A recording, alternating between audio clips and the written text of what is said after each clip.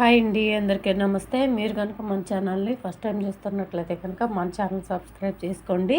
అంతేకాదు పక్కన ఉన్న బెల్ ఐకాన్ కూడా యాక్టివేట్ చేసుకోండి. ఫ్రెండ్స్, ఈరోజు మనకు ఒక అప్డేట్ అయితే వచ్చిందండి. దాని గురించి పూర్తి వివరాలు మీకు ఈ వీడియో ద్వారా చెప్తాను. దయచేసి వీడియో ఎక్కడ కూడా స్కిప్ చేయకుండా లాస్ట్ వరకు చూడండి.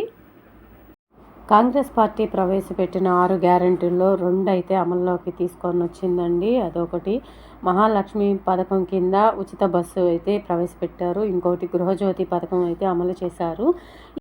ఈ 2 పథకాలకి రేషన్ కార్డు అనేది ఉన్నా లేకపోయినా నడుస్తుంది. కాకపోతే ఇప్పుడు రిలీజ్ చేయబోతున్న ఇందిరమ్మ ఇల్లు కానీ, చేయూత పెన్షన్స్ అమలుకు కానీ, మహాలక్ష్మి పథకం కింద 2500 ఇస్తారు కదండి, అవి కానీ, ఇక ఏ పథకం అంటే వీళ్ళు ప్రవేశపెట్టిన ఏ పథకం అయినా సరే మీకు రావాలి అంటే కనుక, మీరు అర్హులు అవ్వాలంటే కనుక ఒక రేషన్ కార్డు ఉంటేనే వీటన్నిటికీ కూడా మీరు అర్హులండి. మరి మాకు రేషన్ కార్డు లేదు, మేము ఇంతకు ముందే ఈ పథకాలన్నిటికీ అప్లై చేసుకున్నాము, మరి మాకు రాదా, మాకు రేషన్ కార్డు లేదు కాబట్టి ఈ పథకాలన్నీ మాకు వర్తించవా అని చాలామందికి అయితే డౌట్స్ రావచ్చు. కంపల్సరీ వస్తాయండి. ముందుగా రేషన్ కార్డు అప్లై చేసుకున్నారు కాబట్టి అప్లై చేసుకున్న వాళ్ళందరికీ కూడా ముందు రేషన్ కార్డు ఇచ్చిన తర్వాత మిగతా పథకాలన్నీ కూడా అమలు చేస్తారు. అది 2 ట్రిప్పులు జరుగుతుందండి ఆ ప్రాసెస్ అంతా కూడా.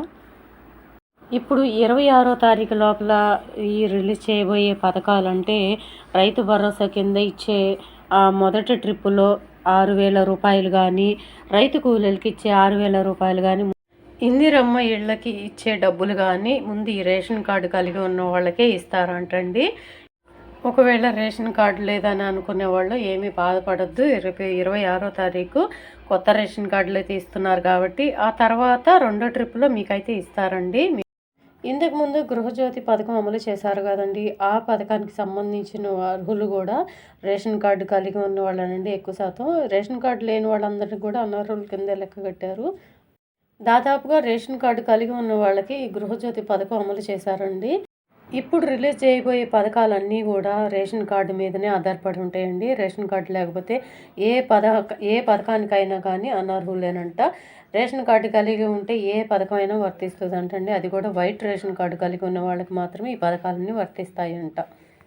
అందుకని నిన్న కలెక్టర్ల సమావేశంలో సీఎం రేవంత్ రెడ్డి గారు కలెక్టర్లతో ఒక మాట చెప్పారండి. ఏమనంటే రేషన్ కార్డులు ఒక చోటనే కలిగి ఉండాలి, వేరే వేరే ప్రాంతాల్లో మళ్ళీ కలిగి ఉండకూడదు, దాని మీద ఫోకస్ పెట్టండి అని కలెక్టర్లకు ఆదేశాలు అయితే జారీ చేశారండి. ఒక్కొక్కరికైతే 2 రాష్ట్రాల్లోనూ రేషన్ కార్డులు కలిగి ఉన్నారంట. అంటే ఇటు ఆంధ్రప్రదేశ్లోనూ అటు తెలంగాణలోనూ 2 చోట్ల రేషన్ కార్డు కలిగి ఉన్నవాళ్ళు చాలామంది ఉన్నారంటండి. దాని మీద కంప్లైంట్స్ వెళ్ళడంతో చాలామంది గురించి వీటి మీద ఫోకస్ పెట్టుకుని కలెక్టర్లకు ఆదేశాలు అయితే జారీ చేశారు.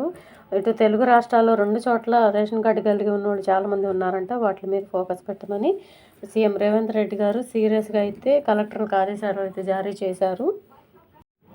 ఈ రేషన్ కార్డు ఉంటేనే ఈ పథకాలన్నీ వర్తిస్తాయి కాబట్టి ఈ రేషన్ కార్డుల మీద ముందు ఫోకస్ పెట్టమని నిన్న కలెక్టర్లందరికీ కూడా ఆదేశాలు అయితే జారీ చేశారండి. సో ఇదండి మనకు తెలిసిన ఇన్ఫర్మేషన్. రేషన్ కార్డు లేకపోతే ఏ ఒక్క పథకానికి కూడా అర్హులు కాదండి. ఈ 6 గ్యారెంటీల్లో మీకు రావాలంటే ఒక రేషన్ కార్డు ముఖ్యం. రేషన్ కార్డు లేకపోతే కనుక ఈ ట్రిప్లో అయితే రావండి ఎవరికి కూడా. రేషన్ కార్డు ఇచ్చిన తర్వాతనే మిగతా వారందరికీ కూడా 2 ట్రిప్లో ఇస్తారంట, ఏ పథకాన్ని అయినా సరే.